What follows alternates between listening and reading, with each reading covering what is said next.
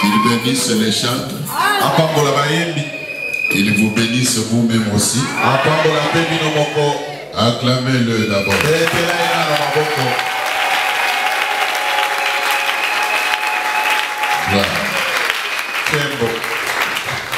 Vous avez raison de vous réjouir. C'est puisque nous venons de sortir d'un grand service qui nous a pris au minimum plus même de 3 mois, je peux dire.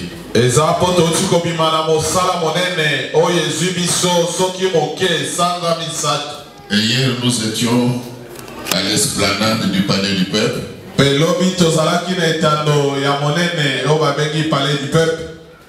Ceux qui étaient là ont vu comment l'Éternel s'est manifesté au milieu de son peuple.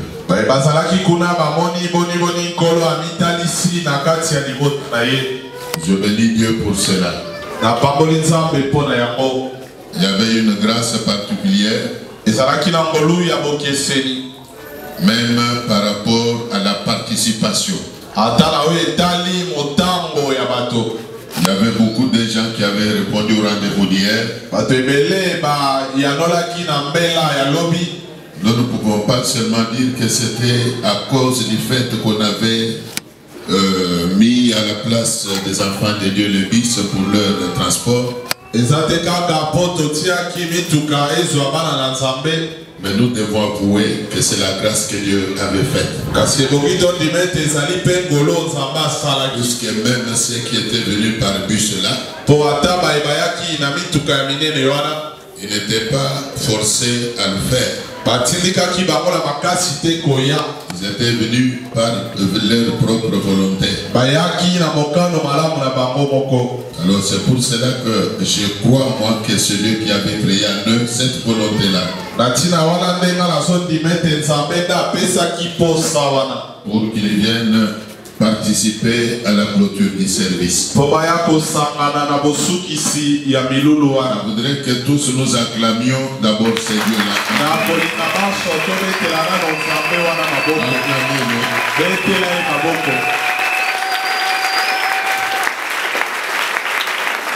Amen. Amen. J'ose croire que pendant les 3 mois, l'Éternel a délivré, l'Éternel a guéri, l'Éternel a béni. C'est pour cela que nous avions dit qu'aujourd'hui nous viendrons pour célébrer son grand nom. Peut-être que tu ne vois pas ce que Dieu a fait pour toi.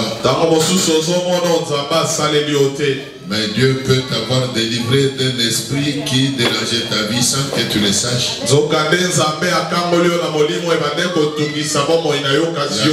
Qui devait être déjà au-delà. Mais grâce à Dieu, il vit. Quand l'Éternel délivre de la mort, tu peux ne pas le sentir. Tu trouves seulement compter parmi les vivants. Et sans savoir que lui était l'intervention divine, tu serais parti. Il y a beaucoup même de tes ennemis qui sont étonnés de te voir continuer à vivre. Ils sont surpris. Car dans leur plan, on ne pouvait pas arriver au jour d'aujourd'hui. Donc c'est plutôt grâce à ce Dieu-là que tu es vivant. Bien que peut-être manquant beaucoup de choses, et la vie que Dieu t'a laissée là, toutes les autres choses que tu pouvais faire. Je voudrais que tous nous acclamions encore le Seigneur.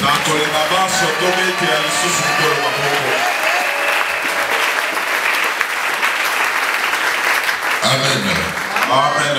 Je crois que beaucoup accusent la fatigue.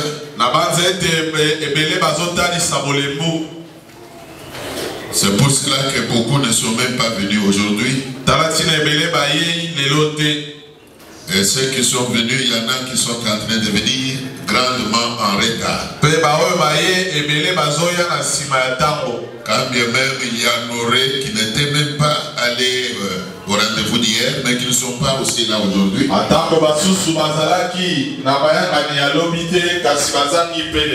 Mais que cela ne tienne. Vous qui êtes là, que l'Éternel vous bénisse. Alors nous voulons entamer, comme je l'avais dit avant-hier, un autre service.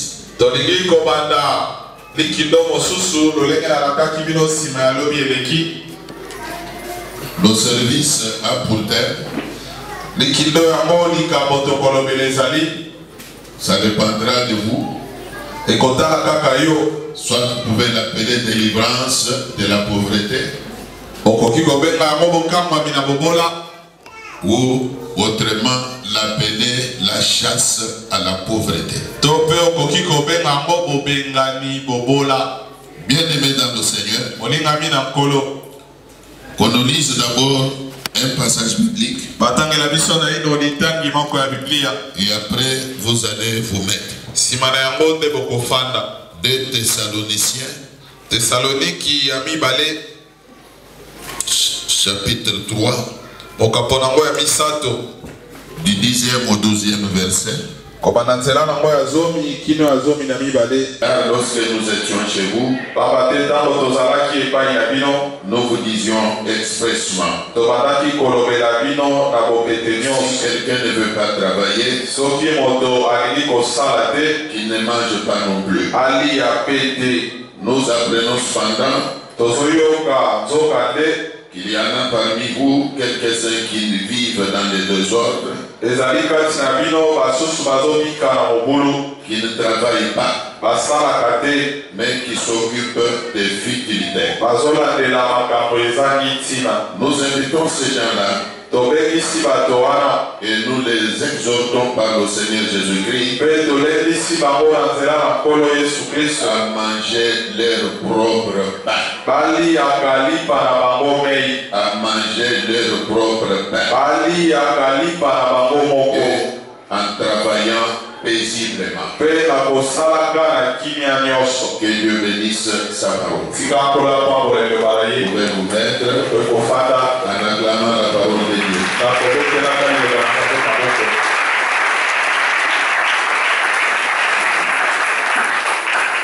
Bien-aimé,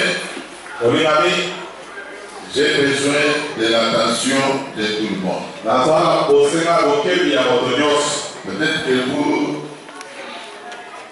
n'avez pas compris la nécessité qu'il y a à parler de ces choses. Le Dieu que nous prions, il est le créateur de toutes choses. Il a créé les cieux. Il a créé la terre. Il a créé les pierres précieuses. Il a créé tout ce que nous voyons là. Et même à la création, quand il a créé l'homme et la femme, la Bible nous révèle qu'il les a bénis. Il avait donné à ce couple tout ce qu'ils avaient pour leur survie. Ce que Dieu ne voulait pas que l'homme soit pauvre. Dieu ne voulait pas que l'homme soit mendiant. L'homme doit être pourvu de tous les moyens possibles. C'est pour cela que même quand Jésus est venu dans ce monde, ayant trouvé l'humanité plongée dans la pauvreté, la Bible dit ceci, que des riches qu'il était, Jésus s'est fait pauvre pour que nous soyons comment?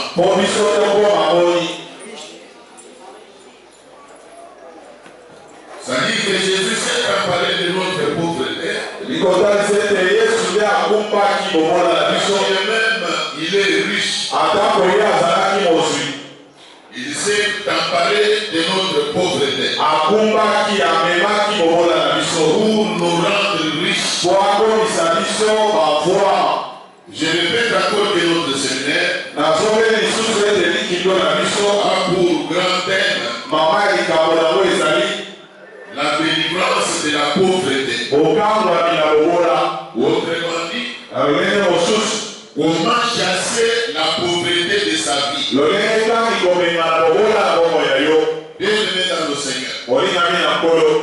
L'église des pauvres est toujours pauvre. L'église des pauvres est toujours méprisable. Pour qu'une église devienne viable, pour qu'une église soit riche, pour qu'une église soit respectable, il faut que ses membres ne soient pas riches et pauvres. Il faut que ces membres soient totalement libérés de la pauvreté. Ce sont des choses faciles à comprendre. Bien-aimé dans le Seigneur. Une église qui est pleine des hommes et des femmes riches a de la valeur. Il a de la valeur. Même si elle n'est pas dans la bonne doctrine ou la vraie doctrine. Mais vous allez réaliser que pour l'entourage de cette église-là, on va la respecter. Même l'État aura de la considération pour cette église. Par contre, quand l'église n'est composée que des hommes misérables, quand l'église est composée des femmes misérables, elle ne peut pas non plus être respectable. D'abord dans son entourage, et même par l'État. Comme tu es là, tu dois comprendre que la pauvreté n'est pas une bonne chose. Même au niveau de ta famille, la pauvreté ridiculise. Même au niveau de ton quartier, la pauvreté ridiculise. Même au niveau de ton milieu socio-professionnel. Un homme pauvre a toujours été considéré. La sagesse du pauvre n'a jamais été prise en considération.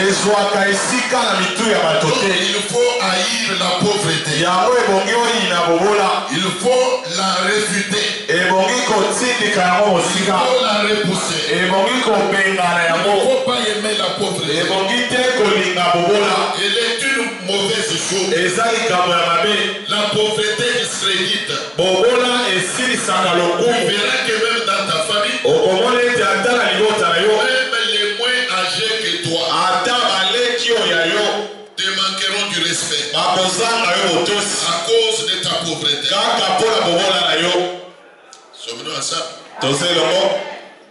Nous allons, à partir d'aujourd'hui, chercher à voir comment chasser de nos vies la pauvreté. Qui est d'accord avec moi? Qui est disposé à marcher avec nous dans cette voie? Avec la petite sagesse ou la petite connaissance que l'Éternel nous a donnée, ensemble nous allons chercher à découvrir comment chasser la pauvreté. Même toi qui m'écoutes là, tu comprendras que tu es en train de demeurer dans la pauvreté inutilement. Toi, tu ne peux pas être pauvre. D'abord, je t'informe que tu n'es pas pauvre. Vous savez que Dieu dit que mon peuple est détruit, faute de quoi? Demeure dans la pauvreté à cause de l'ignorance qu'il y a en eux. L'ignorance plonge beaucoup de gens dans la pauvreté. Nous allons ensemble étudier comment chasser la pauvreté de nos vies. Si tu es content de ce message, on peut acclamer le Seigneur.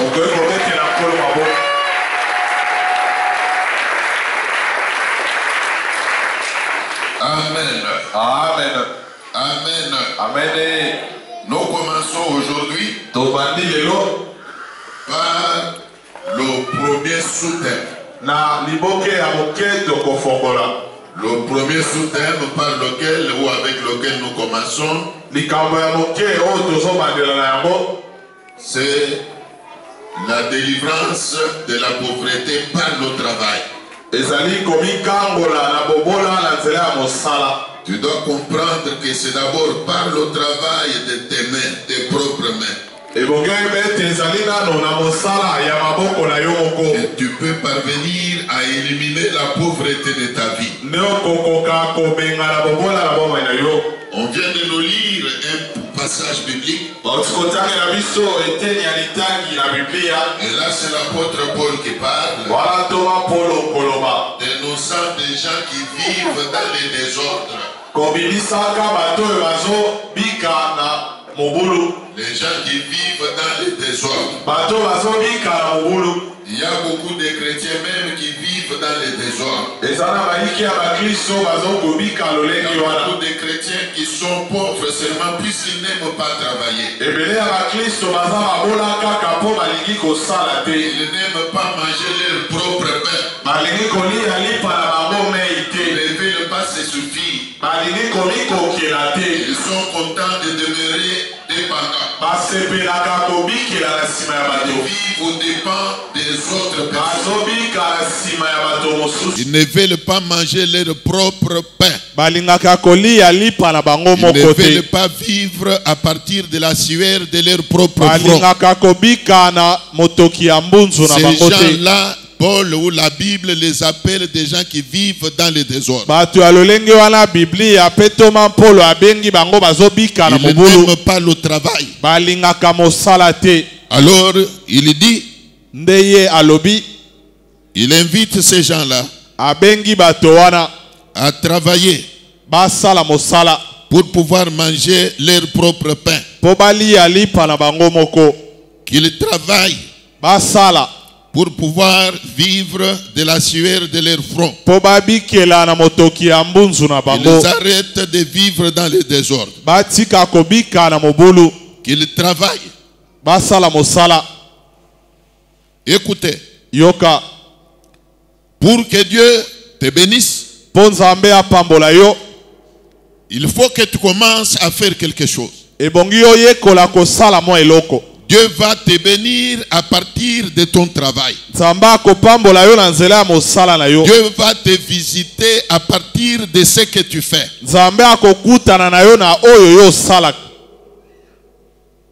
La Bible dit ceci. Si quelqu'un ne veut pas travailler, qu'il ne mange pas non plus, vous comprendrez que pour manger, il faut travailler. Pour bien s'habiller, il faut travailler. Pour avoir la nourriture à donner même à sa famille, il faut travailler.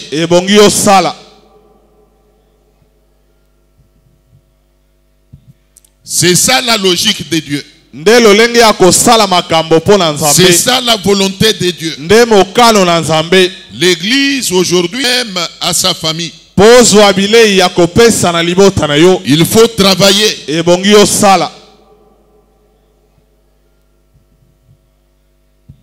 C'est ça la logique de Dieu. C'est ça la volonté de Dieu. L'église aujourd'hui doit comprendre que au-delà de l'aspect spirituel des choses, il y a un aspect social. Il y a un aspect naturel. L'aspect naturel consiste à travailler pour vivre. Tu dois apprendre à travailler pour vivre. Tu dois avoir du travail. Écoutez bien aimé. Sous d'autres cieux, contrairement à ce qui se vit ici chez nous, vous trouvez que le travail n'est réservé qu'aux hommes. C'est ce qui se fait chez nous. Mais sous d'autres cieux, il n'y a pas que l'homme qui travaille. L'homme comme la femme travaille. Vous trouverez la femme se réveiller aussi très tôt matin, selon l'horaire de son travail. Vous trouvez aussi l'homme se réveiller très tôt le matin, selon l'horaire de son travail.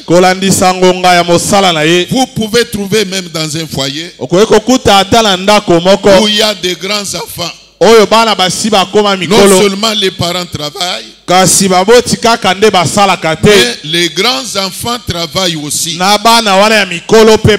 pour résoudre leurs propres besoins. Et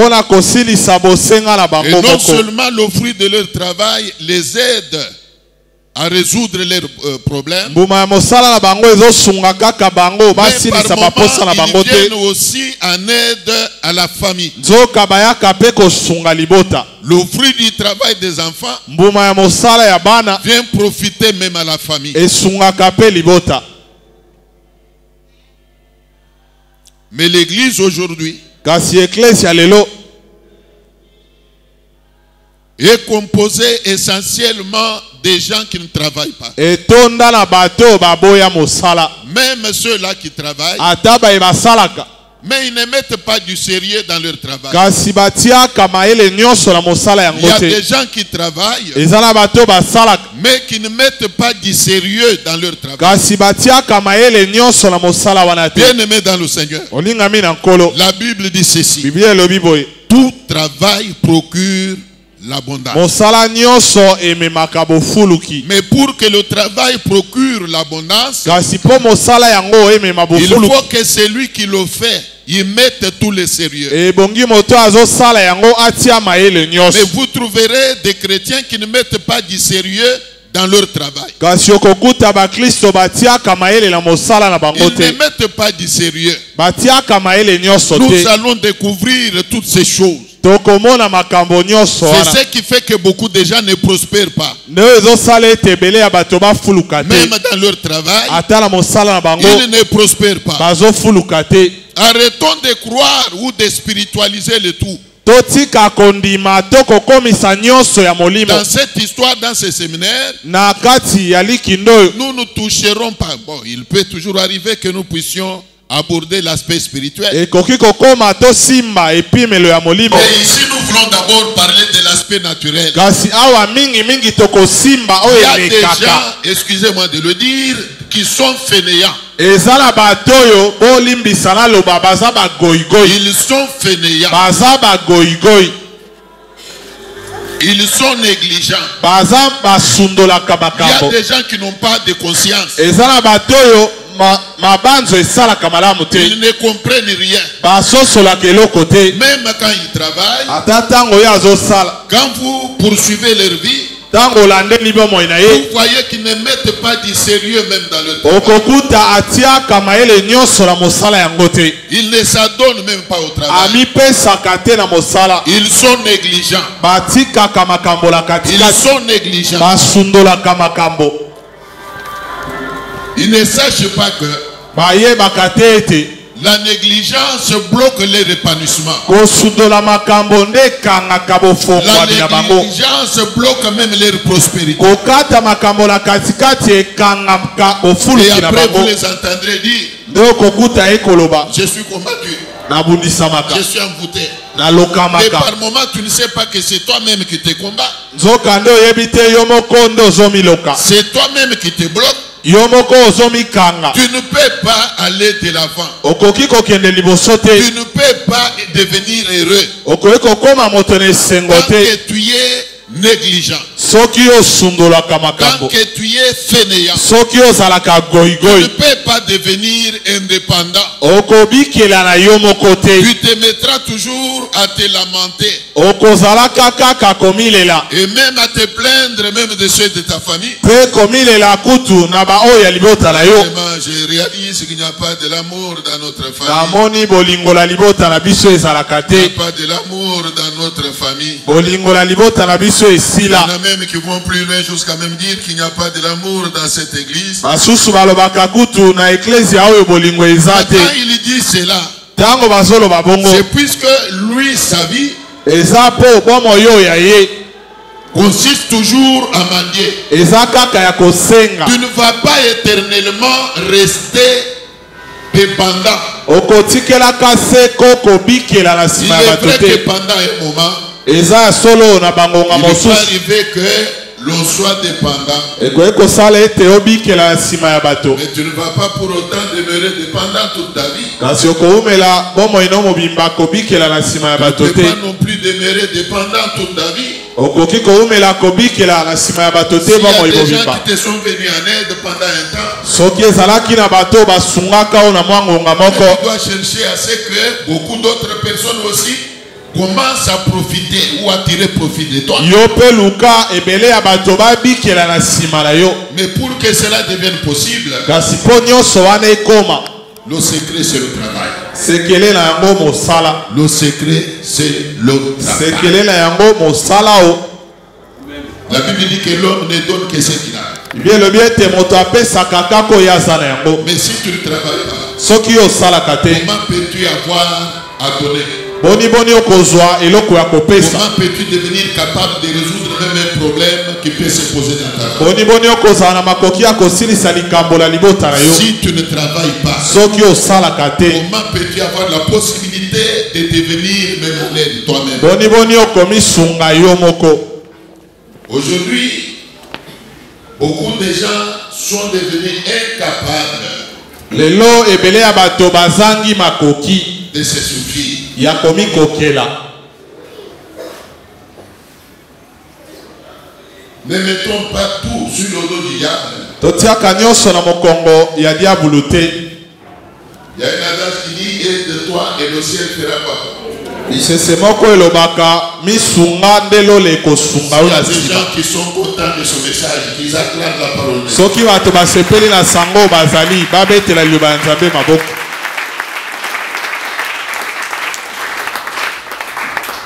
Que Dieu vous bénisse. Nzambe apambola bino. Que Dieu vous bénisse. Nzambe apambola bino e. Que l'Éternel vous bénisse. Nzambe ya libela apambola bino. Que celui qui veut être béni dise Amen. Oyo alingi lipamboli aloba amen. Acclame encore une fois le Seigneur. Betela lisusu Nzambe maboko.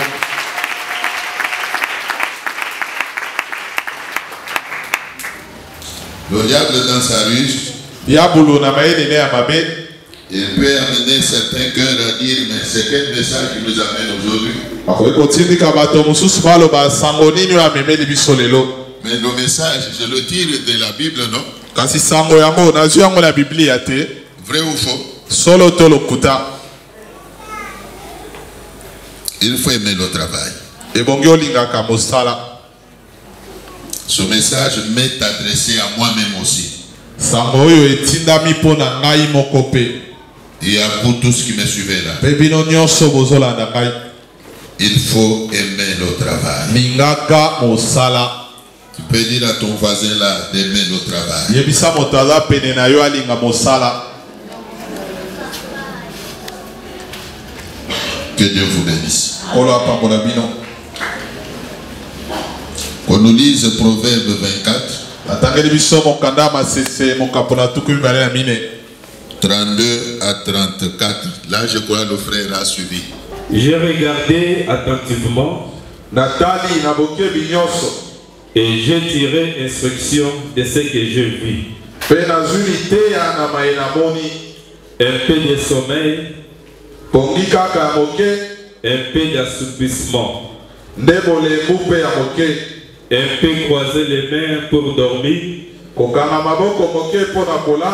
et la pauvreté te surprendra. Comme un rôdeur, et la 17 comme un homme armé.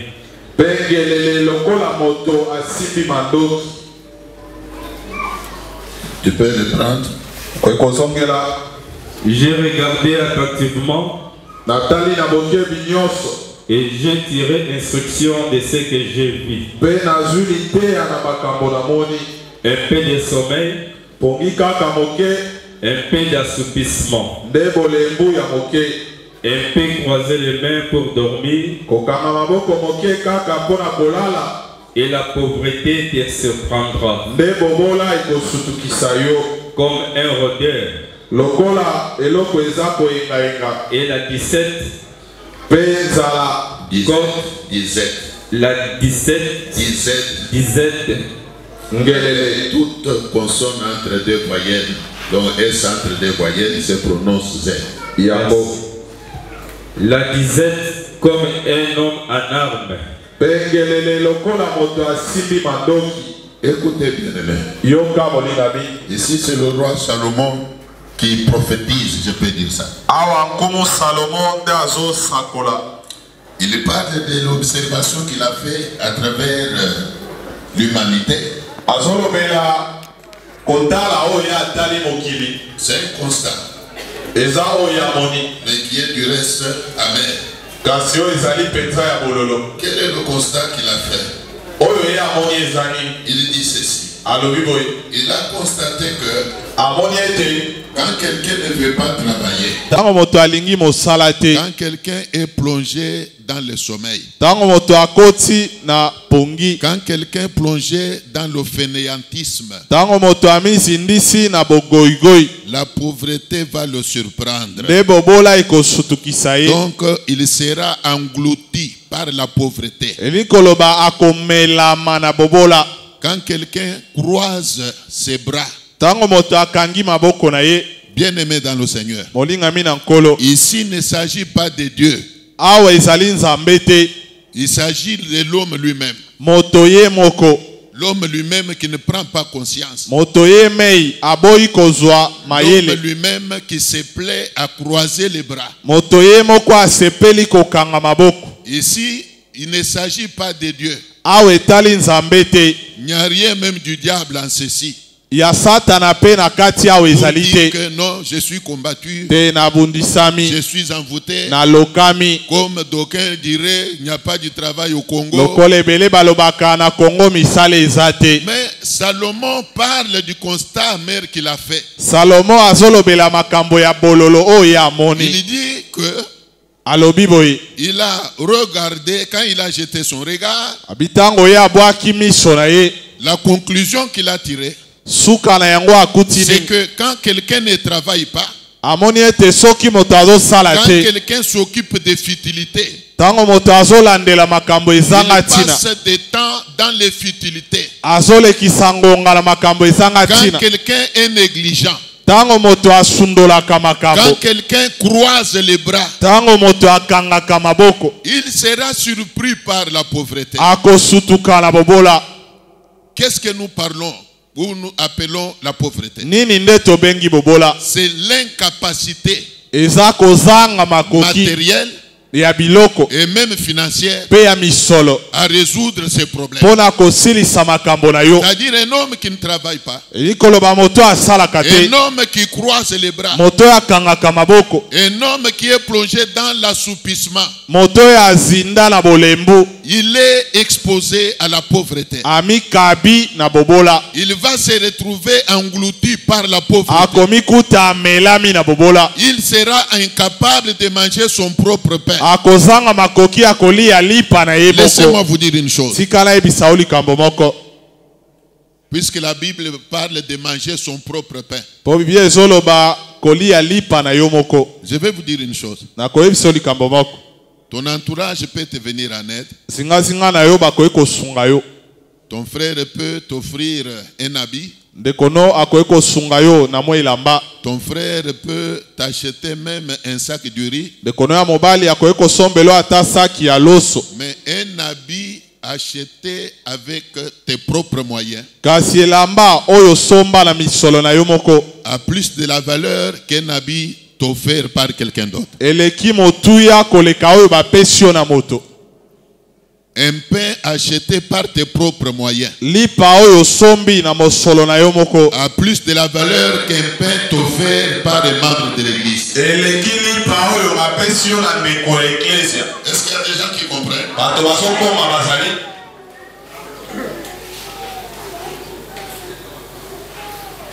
Donc le roi Salomon Elikoloba omo Salomon est en train de révéler ici la cause de la pauvreté. azotalisa ntina ya bobola.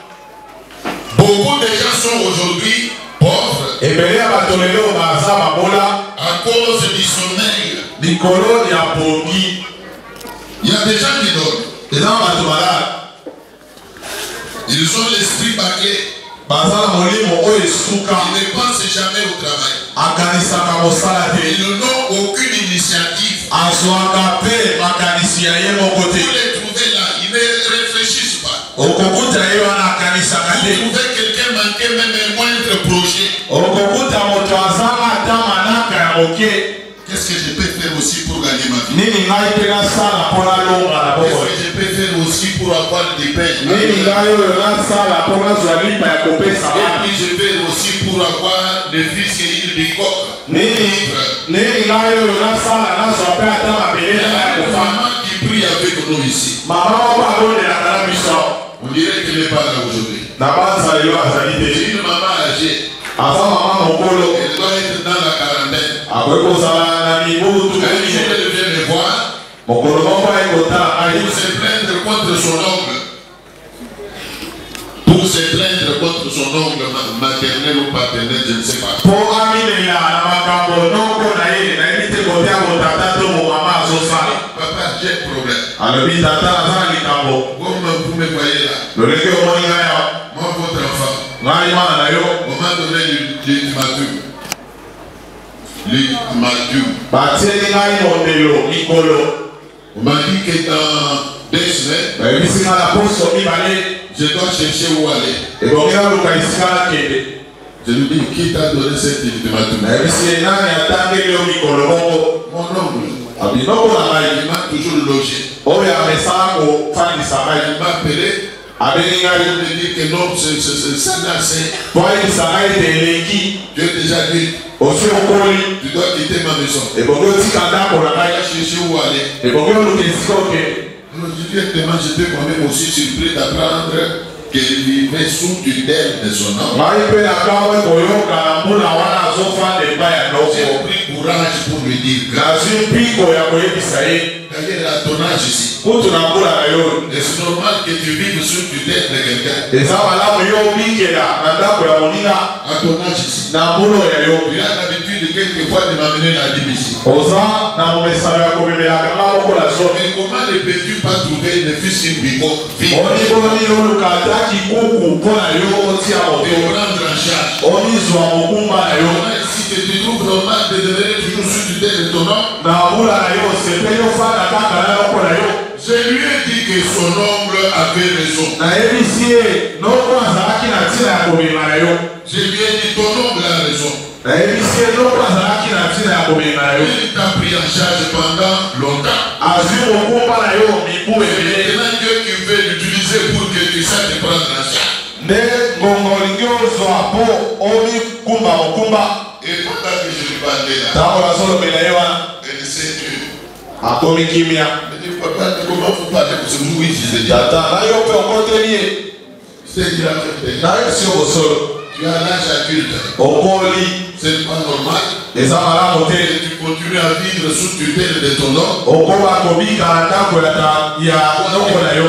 Tu dois te prendre en charge. Ebongi omema mokumba na yo yo Tu moko. peux chercher une maison, Kwekoluka mpe ndako même une bigot, ata kikuku où tu peux vivre Chaque fin du mois, tu débourses l'argent, tu payes le loyer. Ce n'est pas normal que tu continues à vivre sous tutelle de ton oncle. Et à la fin, il me dit, papa, je ferai comme vous avez dit. Et depuis ce temps-là, on n'en a pas parlé encore avec elle. Je ne sais pas si elle a déjà quitté le toit familial ou pas. Mais ce que vous devez retenir, c'est que d'abord, le meilleur moyen de chasser la pauvreté consiste à trouver du travail. La Bible dit tout travail procure quoi? Le travail va te revaloriser. Le travail va te rendre respectable. Le travail va te donner de la valeur. Même dans certains foyers, il y a des hommes qui ne sont pas respectés par leurs femmes. C'est le temps d'en parler aussi. Quand l'homme ne travaille pas, mais il veut seulement revêtir la veste du chef, tout le poids du foyer, mais il veut seulement revêtir la veste du chef, tout le poids du foyer, pèse sur la femme. C'est la femme qui paye le loyer. C'est la femme qui paye la nourriture. C'est la femme qui scolarise. C'est la femme qui lui amène même la chemise à porter. Mais en quoi tu es chef? En quoi tu es chef? Tu es chef seulement pour rembourser la femme.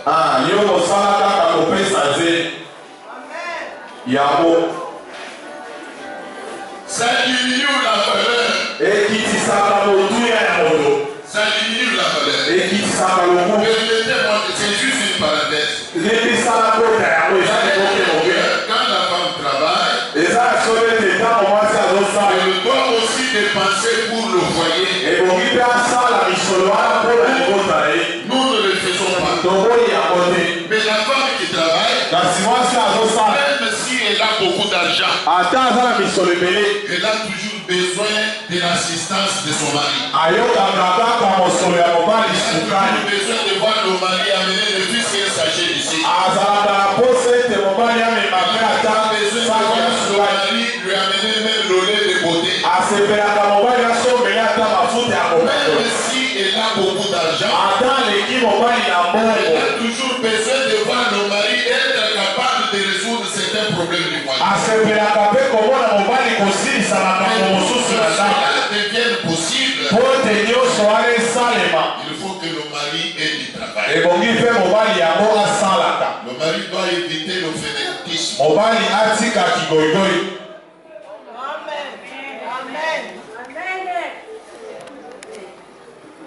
On peut nous lire Proverbe 14, 23.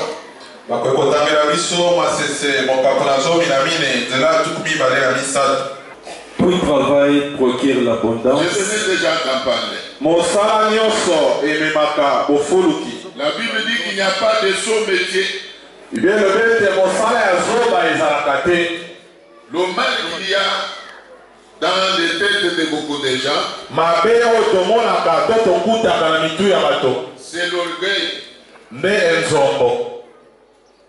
Est-ce que nous sommes ensemble? Je répète que le mal qu'il y a dans les têtes de beaucoup de gens,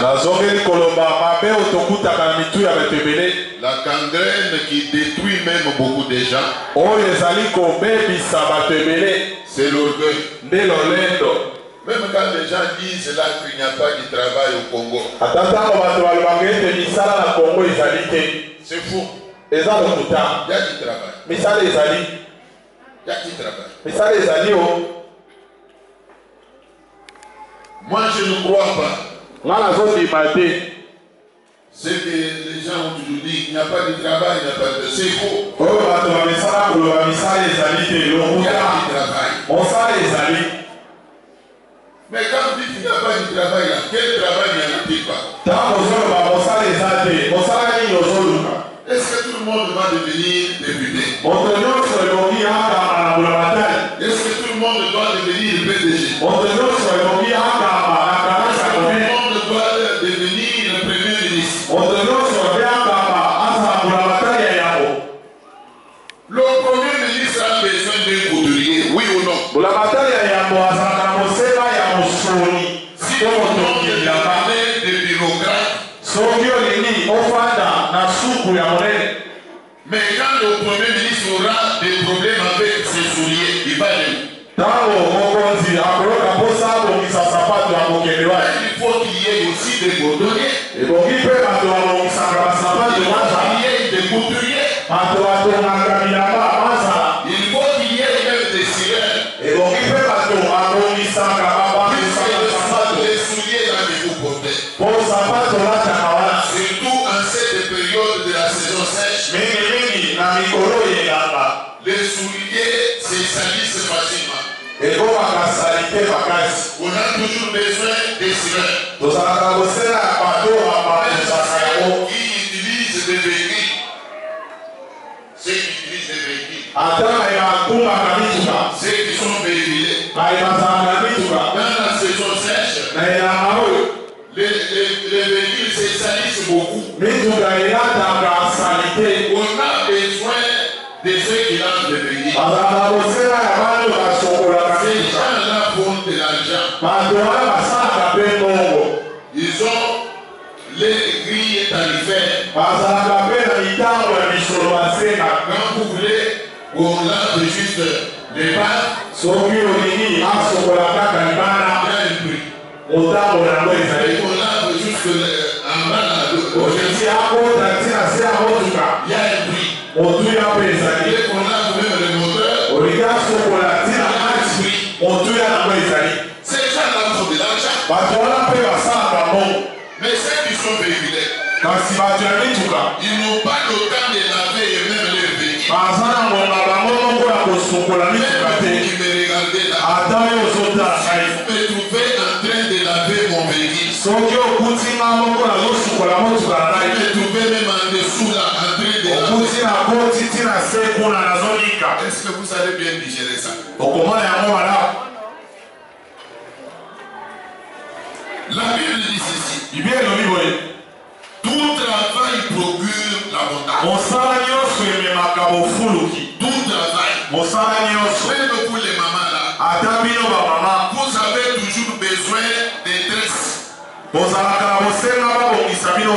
Vous avez besoin de tresses. Vous avez besoin de la manucure. Vous avez besoin de la pédicure. Mais il faut qu'il y ait ce que vous appelez communément les salons de coiffure.